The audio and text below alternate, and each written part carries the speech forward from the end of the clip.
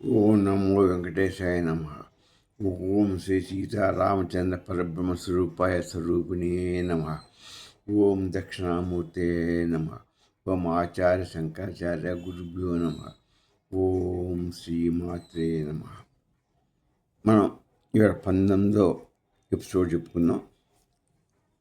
శ్లోకం ఏం చెప్పుకుందామంటే, భవాని త్వం దాసే మయి వితర దృష్టిం సకరుణాం ఇతి స్తోతుం వాంఛన్ కథయతి భవాని అత్వమితి యః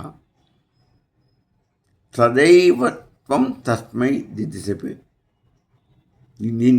నిజ సాయుజ్య పదవీం ముకుంద బ్రహ్మేంద్ర స్ఫుట మకుట నీరాజ తపదాం. అది ఏంటి? భవాని త్వం దాసే మయి వితర దృష్టిం సకరుణాం ఇది స్తోతుం వాంఛన్ కథయతి భవాని త్వమితి యః సదైవ త్వం తస్మై దిశసి నిజ సాయుజ్య పదవీం ముకుంద బ్రహ్మేంద్ర స్ఫుట మకుట నీరాజిత పదాం.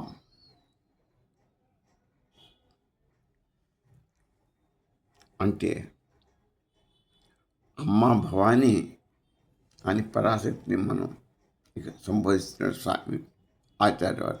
ఓ జగన్మాత, త్వం నీవు దాసే నీ సేవకుడైన నేను నాపై ప్రసాదించు, కరుణను ప్రసాదించు. ఏం ప్రసాదించాలి?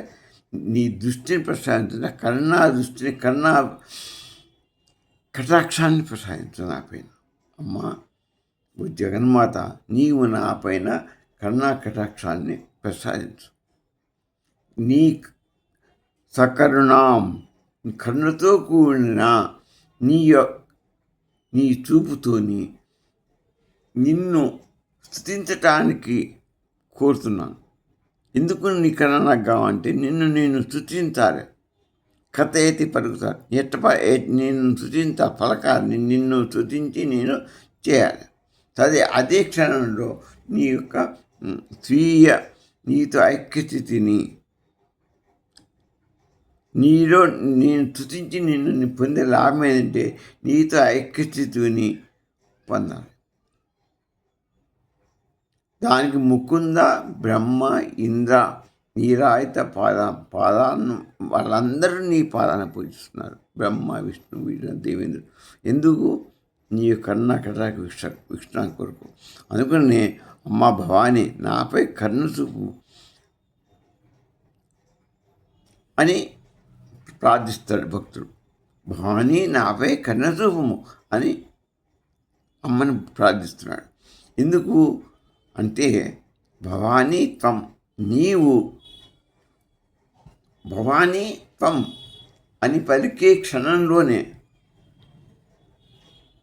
ఆ వాక్యాన్ని మరో అర్థపడుతుంది. అమ్మవారు ఏమంటుందంటే, మనం ప్రార్థిస్తున్నాం కదా, మనం భవానీ అమ్మ నన్ను కన్న చూపించమని లోపలనే త్వం నీవు అని మన బోధిస్తుంది. భవానీ త్వం అన్నది నేను నీవుగా అవును కాక అని అమ్మన్నది. మన్ని అంటున్నది, మన అమ్మ నా మీద కన్నురించి నన్ను కావుమని, మా అమ్మ నాకు సాయుధ్యాన్ని ముక్తిని ప్రసాదించమ్మా అని విష్ణువు అందరూ కూడా నిన్నే ప్రార్థిస్తున్నారమ్మా. కాబట్టి నామేంటే ఆమె ఏమంటుంది? భవాని ఏమంది? త్వం తత్వం వస్తే అన్నట్టుగా, తత్ అంటే ఆమె, త్వం భవానీ త్వం, నువ్వు భవానివే అంటే నేనే నీవు అని తత్వం అని పలుకుతుంది. భవానీ త్వం అని చెప్పింది. నువ్వు ఎవరో కాదు, ఆ భవానివి ఆ అమ్మవారే చెప్తున్నది. మన కన్నించి మనం ప్రార్థిస్తే అంత దయ మన మీద అమ్మవారికి. ఆ దయతోనే మనకు అమ్మవారు చెప్తున్నది. కాబట్టి ఇంకా అంతకంటే మనకు ఏం కాదు చెప్పు. అమ్మే చెప్తున్నది, త్వం నీవే నేను రా, నేనే నువ్వు అని అమ్మ మనం ఖండించమంటే అసలు నేను నా స్వరూపాన్ని నువ్వు పోరాని చెప్తున్నాను. అమ్మ దయ అంత గొప్పది. అందుకనే అమ్మని పట్టుకుంటే అన్నీ సాధ్యమవుతాయి. అమ్మే ఇవ్వాలి మోక్షాన్ని. అది అమ్మవారు సాధ్య ముక్తిని ప్రసాదిస్తారు అని మన శంకరాచార్యులు చెప్తున్నాం. అమ్మే ఇవ్వాలి మోక్షం. అమ్మే చెప్తుంది భవానీ త్వం అని చెప్పింది. భవానీ ఏం చెప్పి తం నీవే నేను, భవానీ తం నువ్వే భవానివి, నువ్వే నేను రా అని చెప్పింది. ఇది సాధారణ ప్రార్థనగా మన మనస్సులోంచి అంతరంగంలోంచి పూర్తిగా అమ్మవారి పాదాల మీద శరణాగతి పడి ఆమెను వేడుకుంటే ఆమె ఏమని చెప్తున్నదంటే, సంతోషించి నువ్వే నేను రా అమ్మా నన్ను కాపాడే ఎలుగెత్తి మనం పిలిస్తే జరిగే ప్రవర్తన ఏంటంటే నేనే నీవు రా అని మనకి తిరిగి బోధిస్తుంది. ఇది మన యొక్క భక్తికి పరాకాష్ఠం, మన ఉపాసనకి పరాకాష్ఠం. శంకరుడు మోక్షం అంటే ఎక్కడికో వెళ్ళడం కాదు, భవానిత్వం తెలుసుకోవడమే. ఆ భవాని మనమే. ఆ భవానే మనలో ఆత్మస్వరూపంలో ఉంది. ఈ ఆత్మస్వరూపమే అమ్మవారు. అందుకని అమ్మ నువ్వు ప్రార్థిస్తున్నావు అంటే నువ్వు ఆత్మని తెలుసుకోవట్లేదు, నీలో ఉందని అమ్మే చెప్తున్నది. నీ ఆత్మ నేనే నువ్వురా, నీలోనే నేను ఉన్నాను అని అమ్మ చెప్తుంది. జీవ బ్రహ్మైక్య నేను నీరు దాగి ఉన్నాను, నువ్వు కనుక్కోలేకపోతున్నారా పిచ్చినది అని అమ్మ జీవ బ్రహ్మ ఐక్యం గురించి మనకు బోధిస్తుంది ఈ శ్లోకంలో. ఇదే చాంద్రోపనిషత్తు తత్వమసి అని చెప్పింది. ఆ పరబ్రహ్మ, అమ్మ అంటే పరబ్రహ్మ, పరాశక్తి. ఆ పరబ్రహ్మ స్వరూపాన్ని నీవై ఉన్నామని చాంద్రోపనిషత్తు ద్వారా కూడా మనకు అమ్మ ప్రకటించింది.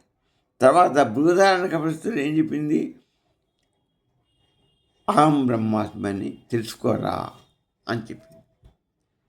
నువ్వు అహం బ్రహ్మాస్మని తెలుసుకో, నువ్వే బ్రహ్మాస్మై ఉన్నావు. అది తెలుసుకోలేక ఇంకా నువ్వు ఇంతకని ఇసుకిస్తాను అని చెప్పింది. మాండుక్యోపనిషత్తు అని చెప్పింది. అది ఇంకో పరిస్థితి కూడా మాండుక్యోపనిషత్తు చెప్పింది. అయమాత్మ బ్రహ్మ అని చెప్పింది. అయమాత్మ నీలో ఉన్న ఆత్మనే బ్రహ్మ అని అది కూడా ఖాయంగా చెప్పింది. అంటే ఉపనిషత్తులు వేదాలు ఘోషిస్తుంది. అమ్మ అదే కూడా మనకు ఈ శ్లోకం ద్వారా చెప్పిందని స్వామి మనకు ఆచార్య చెప్తారు. ఇంతకంటే మనకు దృష్టాంతం ఏం కావాలి? మనం పరబ్రహ్మ స్వరూపాన్ని, మనలో ఆత్మే పరబ్రహ్మ స్వరూపం, అమ్మే ఆత్మ. స్వామి అయ్యా అమ్మ ఉందంటే స్వామి ఉన్నట్టే. అందుకని ఆత్మ అంటే సత్యస్వరూపం. ఆ సత్యస్వరూపాన్ని నువ్వు తెలుసుకోవటం లేదు. నీలో ఉన్న సంగతి నువ్వు తెలుసుకోరా, నువ్వు మోక్షాన్ని పొందుతావు, నా దగ్గరని చేరుతావు, నన్నే చేరుతావు అని అమ్మ చెప్తాను. ఇది అత్యంతమైన గంభీరమైన రహస్యం. భక్తుడు భవానీ అమ్మ అని పిలిచినప్పుడు అది అద్వైతం అవుతున్నది. అమ్మ అని పిలిస్తే నేను వేరే అమ్మ వేరే అన్నట్టుగా, ఎదురుగా అమ్మ వేరుగా ఉంటేనే అమ్మ అని నేను పిలిచేది. ఎదురుగా నువ్వు ఉంటే ఫలానా పిలుస్తాం, కొడుకు అంటాం. మన ఎదురుగా ఉంటే మన అమ్మాని మన ఎదురుగా ఉన్న అమ్మని పిలుస్తామంటే నేను వేరే అమ్మ వేరే అన్నట్టుగానే భావిస్తాం. కాదు, అమ్మే ఉంటుంది త్వం అన్నది. అమ్మ నువ్వు అంటే ఆమె త్వం అన్నది, అంటే నేనే నువ్వురా అని చెప్పింది. అప్పుడు అమ్మకు నీకు భేదం లేదని చెప్పింది. అదే ఆత్మలో స్వరూపంలో ఉన్నారా, పరబ్రహ్మ నీలో ఉన్నారా అని అమ్మ చెప్పింది. ఇదే అద్వైతంలో జీవుడు దేవి అమ్మ పరాశక్తి వేరు కాదని స్వామి చెప్పాడు. పరబ్రహ్మం వేరు కాదు. అవిద్య వల్ల నీవు అజ్ఞానం వల్ల తెలుసుకోలేకపోతున్నావు. అమ్మని నీలో ఆత్మరూపంలో ఉన్నది, పంచకోశాల కింద ఉన్నది, పంచకోశాల్లో ఉన్నది, నీ దేహం లోపలనే ఉన్నది, ఎక్కడ హృదయ గంధిలో ఉంది. ఆ హృదయ గంధిని భేదిస్తే నీకు అమ్మ స్వరూపం బయటపడుతుంది. అమ్మ నీలో ఉండబట్టే నీకు కంటి చూపు, నోటి పలుకు, నీకు చెవులు వినపడటం, అసలు నీ దేహాన్ని పనిచేయటం, నీ ప్రాణాధారం అన్నీ అమ్మే. ఆమె ప్రకాశ చైతన్యమే నువ్వు. ఆ స్పష్టంగా నీళ్ళు మొత్తం చూపిస్తుంటే నువ్వు అమ్మ అమ్మ ఇంకా నన్ను మోక్షం కలిగిస్తామని, నాకు ఈ నొప్పి వచ్చింది, నాకు ఆ బాధ వచ్చింది, ఈ కష్టం వచ్చింది, ఎందుకు అమ్మే నీలో ఉంది, అమ్మేవే నువ్వు, అమ్మే నిన్ను సృష్టించింది. అది తెలుసుకోలేకపోతున్నావు నువ్వు. సాహిత్యం అంటే భగవంతుని సన్నిధిలో నిత్య కైంకర్యం. సాహిత్యం మోక్షం అంటే ఏంటి? నువ్వు భగవంతుడిలో ఎల్లప్పుడూ నివాసం ఉండడం. ఆ అమ్మే నీలో ఉంటే నువ్వు అమ్మలోనే ఉన్నావు. అమ్మ నీలోనే ఉంది కాబట్టి నువ్వు సాహిత్యంలో ఉన్నట్టే. నువ్వు అమ్మలో ఉన్నావుటే, అమ్మ నీలో ఉన్నావుటే, ఎట్టయినా ఒకటి కదయ్యా. అది ఈ ఇది మనకు ద్వైతంలో ఏం చెప్పారు? దేవి అనుగ్రహంతో భక్తుడు ఆమె లోకాన్ని పొందుతాడన్నాడు. దేవి అమ్మ పరాశక్తి వేరు, నీవు జీవుడు వేరు కాబట్టి అమ్మ అనుగ్రహం ఉంటే నువ్వు భక్తుడు అమ్మలో ఐక్యమవుతా అంటుంది. విస్తృత ఏమంటుంది? సాహిత్యం అంటే భగవంతుని యొక్క అనుగ్రహం, భగవంతుని సన్నిధిలో నిత్య కైంకర్యం తీసుకోవడం అని ఆయన చెప్పాడు. రమణ మహర్షి ఏం చెప్పాడంటే, భవానీ అంటే బయట దేవి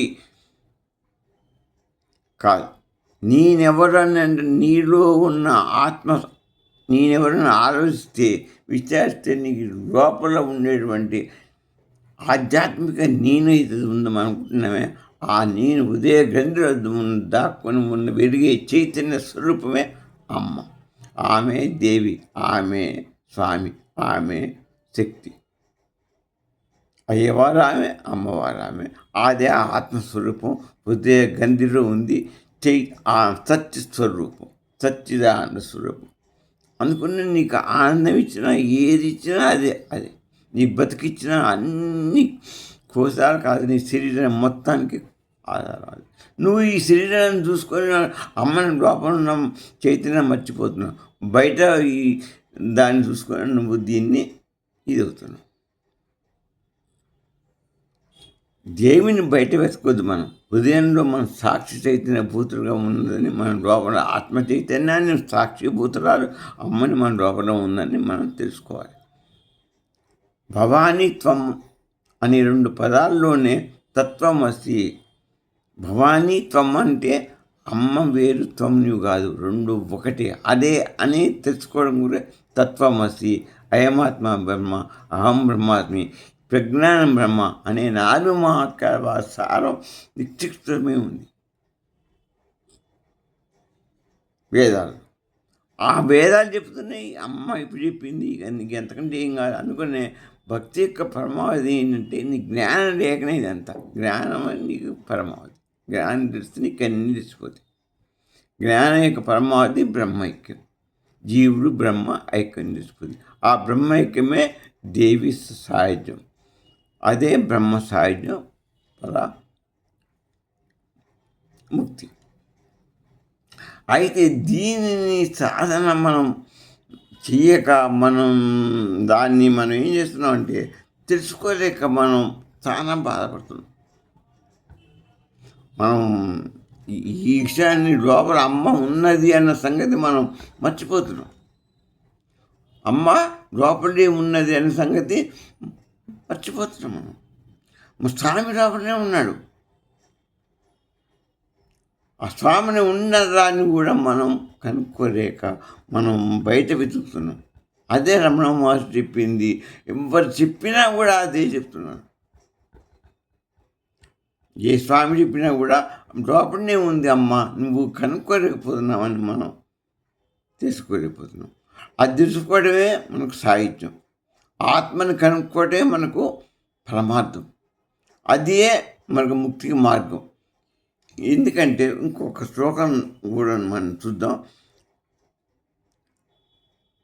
ముఖం బిందుం కృత్వా కుచయుగ వదస్తస్య తదదో హరార్థం ధ్యాయేద్యో హరమహిషి తే మన్మథ కలాం సమ్మోహం తన్మన్ జనయతి వచ సంభ్రమ పదై శృతి శ్రేణి రుద్వే జయతి కిల కల్పాంత జీవిన. అంటే హరమహిషి పరమశివుని పట్టమహిషి అయిన ఓ జగన్మాత, నీ యొక్క స్వరూపాన్ని, నీ యొక్క స్వరూపాన్ని, పరమశివుని అర్ధాంగమైన మాత, ఓ జగన్మాత, ఓ పరాశక్తి, ఓ దేవి, నీ యొక్క దివ్యమైన కామకళారూపాన్ని ఏ సాధకుడైతే బాగానండి, నీ యొక్క దివ్యమైన కామకళా రూపం అంటే అన్ని కోరికలు అన్నిటికీ మన మోక్షం కానీ ఎవరేది కోరితే ఆ అమ్మ ముఖం దివ్య ముఖారవిందమే అన్ని కోరికలు తీర్చేటువంటి రూపం. ఏ సాధకుడైతే ఏ విధంగా ధ్యానిస్తాడో, అంటే నీ ముఖాన్ని ఒక బిందువుగా, అన్నిటికంటే బిందువుగా మనం పరిపూర్ణం అనుకున్నాం. ఎవరైతే నిన్ను నీ ముఖారవిందాన్ని బిందువుగా ధ్యానిస్తాడో, బిందువుగా నీ ముఖం గుండె ముఖం కాబట్టి అది ఒక బిందువు, అంటే సర్వస్వం అందులో, జగత్తు మొత్తం అందులోంచి సృష్టించబడ్డది ఆ బిందువు నుంచి. అంటే నీ బిందుగాను నీ వక్షస్థలాన్ని మరో 2 బిందువులు గాను, అంటే 3 బిందువులు, అంటే ఒక త్రిభుజ కోణం లాగా, ఒక త్రికోణం లాగా నిన్ను భావిస్తాడో, శివస్వరూపంగా ఆ త్రికోణం అంటే పరమాత్మ స్వరూపం, అంటే శివస్వరూపంగా భావించి ఎవరైతే ఊపిస్తాడో, ఈ త్రికోణం ఇలా ఉంటే అక్కడ పైకి ఉన్న త్రికోణం శివుడు, కిందికి ఉంటే అమ్మవారు. శివుడు యొక్క రూపం నీ మొక్కను ఆరవిన్న బిందువుగా, ఈ యొక్క వృక్షాన్ని అవి 2 బిందువులుగా, మొత్తం ఈ 3 బిందువులను కలుపుకొని సుఖమైతే ఏమైంది, ఈ 2 ఇటువైపు త్రిభుజం పైకి పోయింది. అప్పుడేమైంది, ఇది మహా విశిష్టమైన వర్ణన, ఆ శంకరాపాదులు చేసిన వర్ణన, ఇది అద్భుతమైన వర్ణన, బాగా వినండి. ఆ 3 త్రికోణాలు అంటే శంకరుడు, శివుడు. ఎందుకు శ్రీచక్రంలో శివుడు పైకి ఉంటాడు, చక్ర బిందు త్రిభుజం పైకి ఉంటుంది, అమ్మవారి కిందికి ఉంటుంది, పైకి ఇటు ఈ 3 ఇటు వచ్చారు కదా పైకి స్వామి. ఆ మొత్తం ఆ 3 కోణాలు ఏంటంటే స్వామి శివుని ఆరాధన, నీలో శివుని ఆరాధిస్తున్నాను. అంటే నువ్వు వేరు కాదు, శివుడు వేరు కాదు, నీలో శివుణ్ణి ఆరాధిస్తున్నారు. ఎవరు స్వరూపంగా భావించి ఉపాసిస్తాడో, నిన్ను చూసి శివుని ముఖాన్ని చూసి త్రికోణంగా నిన్ను భావించి ఈ 3 కోణాలుగా నిన్ను శివుని చూసి భావిస్తాడో, అతను సమస్త లోకాల్ని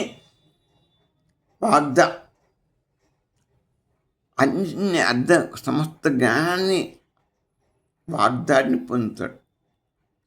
వాడు సమస్త జ్ఞానాన్ని పొందుతాడు, అంతా వాడికి ఆత్మదర్శనం అవుతుంది, వాడికి సమస్త జ్ఞానం కలుగుతుంది, అతని యొక్క బ్రహ్మజ్ఞానాన్ని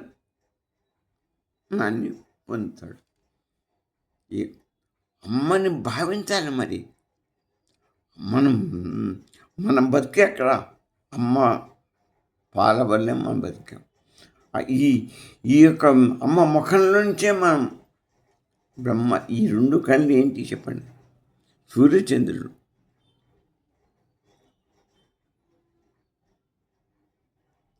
ఈ వాక్కు సరస్వతి. అవన్నీ అమ్మ ముఖంలోనే మన మొత్తం ప్రపంచం అంతా ఉంది. ఈ త్రికోణంలో శివుడు ఉన్నాడంటే సత్స్వరూపం మొత్తం అమ్మలో ఉంది.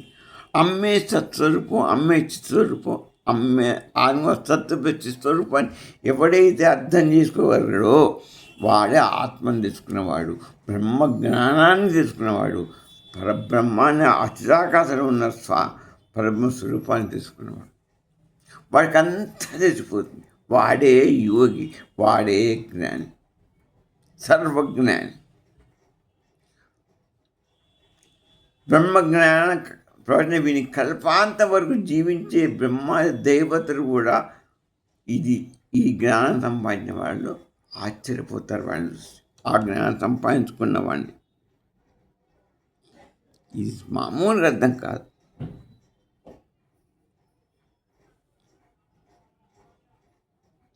ఏమి ఆ వర్ణన, ఏమి అది, అమ్మవారి రూపాన్ని ఎలా వర్ణించాడు ఆ స్వామి, మీరు ఆలోచించండి.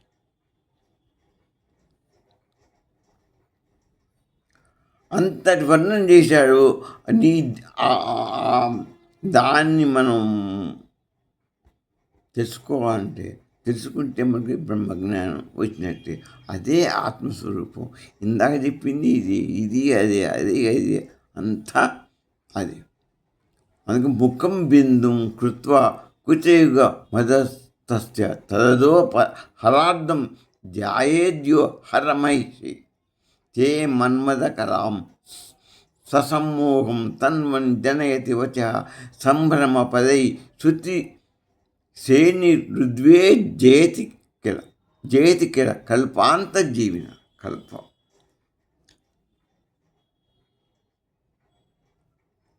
కల్పాంతరి ప్రళయకాలం వరకు జీవించి ఉన్న బ్రహ్మ దేవతల యొక్క అందరు చెవులు ఉద్వేజేదికి ఆశ్చర్యక్తం చేస్తుంది. అమ్మ నీ ముఖం, నిన్ను తెలుసుకున్న జ్ఞానం ఆ బ్రహ్మాదులందరూ కూడా కల్పాంతం జీవించే బ్రహ్మ. అటువంటి దేవతలందరూ కూడా ఈ యొక్క ముఖంలో ఈ స్వామి శివ సాన్నిధ్యాన్ని నీలో చూస్తే శివుణ్ణి చిత్తులో సత్తును చూసిన వాడు ఎంత జ్ఞాని, ఎంత గొప్పవాడు, వాడికి తిరుగులేదు. అతను సమస్త లోకాలను మోయింపజేసి వాగ్దాటిని పొందుతాడు. అతని బ్రహ్మజ్ఞానం గంభీరమైన ప్రవచనాలను పరిగిస్తుంది. కల్పాంత వరకు జీవించే బ్రహ్మాది దేవతలు సైతం ఆశ్చర్యపోతారు. ఆ జ్ఞాని నీలో ఆ సత్స్వరూపాన్ని శివుని చూసి ధ్యానించేవాడిని. బిందువు అనగా సృష్టికి మూలమైంది. బిందువు అంటే ఏంటి? ఫస్ట్ నేను చెప్పే మొక్క, ఈ మొక్కాన్ని బిందువు అనుకోమన్నా, ఈ రెండు స్థానద్వయాన్ని కూడా బిందువు, 2 బిందువులు అనుకున్నాం, మొత్తం 3 కనుక్కున్నాం. బిందువు అంటే ఏంటి? 360 డిగ్రీలు సమస్తం ఇస్తూ అసలు సృష్టికి మూలం అదే బిందువే. అవ్యక్త బ్రహ్మ చైతన్యం అది. అవ్యక్తం బ్రహ్మ చైతన్యం. అక్కడి నుంచే అవ్యక్తం అది. అవ్యక్తం నుంచి వ్యక్తమైంది సృష్టి మొత్తం. చైతన్య స్వరూపంగా అమ్మవారు బయటికి 3 గుణాల నుంచి బ్రహ్మ ప్రకాశం, ఆ స్వామి చైతన్య స్వరూపంలో నుంచి ప్రకాశం వస్తే, ఆ ప్రకాశం ద్వారా ఆ యొక్క బిందువులోంచి చైతన్య ఆ స్వరూపం అమ్మ బ్రహ్మస్వ చైతన్య స్వరూపమే. కాబట్టి ఆ స్వరూపం నుంచి మొత్తం సృష్టికి యావత్ని చైతన్యంగా ప్రకాశ స్వరూపంగా 3 గుణాలు ధరించి మాయా స్వరూపిణిగా సృష్టిని బయటికి జగత్తుగా మార్చింది.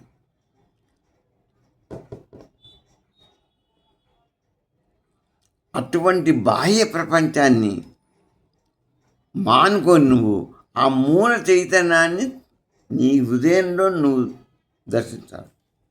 ఆ యొక్క బిందుస్థానాన్ని నీ హృదయంలో నువ్వు ఈ బాహ్య ప్రపంచం అమ్మ అందులోంచి సృష్టించింది. అమ్మ ముఖంలో చూస్తున్న బిందువు అనుకున్న అందులోంచి అమ్మ నీ మొత్తం ప్రపంచాన్ని సృష్టించింది. ఆ సృష్టించిన ప్రపంచాన్ని చూసి నువ్వు మోహపడుతున్నావు, కానీ అసలు మూలమైన అమ్మే నీలో ఉంటే అమ్మని నువ్వు ఆ మూల చైతన్య స్వరూపాన్ని నీ ఉదయంలోనే ఉంది. ఆమెని నువ్వు చూడకుండా ఆ చైతన్యం అక్కడి నుంచి బయటకు వచ్చి ప్రపంచం ఏదో ప్రపంచాన్ని చూసి నువ్వు మోహపడి భ్రమిస్తున్నావు. ఎంత నీ మూర్ఖత్వం! నీలోనే ఆ బిందు స్థానం ఉదయ గంధంలో అమ్మే ఉంది. అమ్మ మూల స్థానాన్ని నువ్వు నీ ఉదయంలో దర్శించు, నీకు బ్రహ్మజ్ఞానం లభిస్తుంది. అది ఉదయ గంధి అంటే అదే చైతన్య ఆత్మస్వరూపం, అది అమ్మ స్వరూపం, అది అమ్మే. అది ఇదే ఇదే ఆత్మజ్ఞానం. ఇది సామాన్యమైనటువంటి జ్ఞానం కాదయ్యా. రమణ మహర్షి గారు దీన్ని ఏం చెప్పారంటే, వాక్సిద్ధి అనేది బాహ్యమైనది కాదు. వాక్శుద్ధి బాహ్యమైనది కాదు. నేను ఎవరు అని నువ్వు తెలుసుకుని లోపలికి పోయి ఆ అమ్మ స్వరూపాన్ని లోపల ఆత్మస్వరూపాన్ని ఉండే కేంద్రం ఆ బిందు స్థానాన్ని, అది సృష్టికి మూడు. దాన్ని తెలుసుకున్న మూడు స్థానాన్ని హృదయ బిందుని నువ్వు స్పృశించి, అంటే నీ జ్ఞాన నేత్రం ద్వారా దాన్ని, ఈ జ్ఞాన నేత్రం అది కూడా బిందువే. ద్వారా నువ్వు దాన్ని తెలుసుకుంటే నీకు నీ నోటి నుండి వచ్చి, అప్పుడు నోటి నుండి వచ్చి ప్రతి మాట సాక్షాత్ బ్రహ్మజ్ఞాన స్వరూపమే అవుతుంది.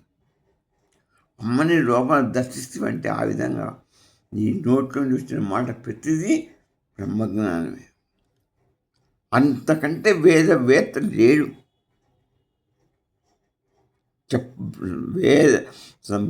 బ్రహ్మస్వరూపాన్ని తెలిసిన వాడికి లేడు, చెప్పగలిగిన వాడు లేడు. ఎవరు? హృదయంలో అమ్మ స్వరూపాన్ని ధరించిన వాడు. తైత్రీయోపనిషత్తు చెప్పినట్టు ఆ పరబ్రహ్మ సంకల్పమే సృష్టికి మూలం. ఆయన సంకల్పం వల్లనే సృష్టి ఏర్పడుతుంది. అయ్యవారి ఇచ్చ ఆయనకు సృష్టి ఇచ్చగలిగితే అమ్మవారికి తెలపగానే అమ్మ ఏం చేసింది? మాయా స్వరూపం మాయగా మారి స్వరూపంగా దివ్య స్వరూపంతో, ఆయన చైతన్య దివ్యమైన స్వరూప ప్రకాశంతో, చైతన్యవంతమై స్వరూప ప్రకాశంతో, మాయా స్వరూపిణిగా మూడు గుణాలతో ఆయన ఇచ్చగా అనుగుణంగా ఈ జగత్తుని జీవుని మొత్తం సృష్టించింది. ఆయన ఇచ్చానుసారం, స్వామి ఇచ్చానుసారంగా సృష్టించింది. అది ఆ సంకల్పమే ఇక్కడ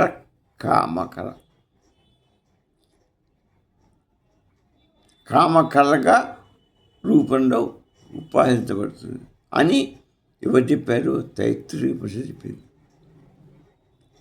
నేను చెప్పే కామకళ అంటే ఆయన ఇచ్చేనే, ఆయన కోరిక. ఆయన కోరికనే అమ్మ తీరుస్తున్నది.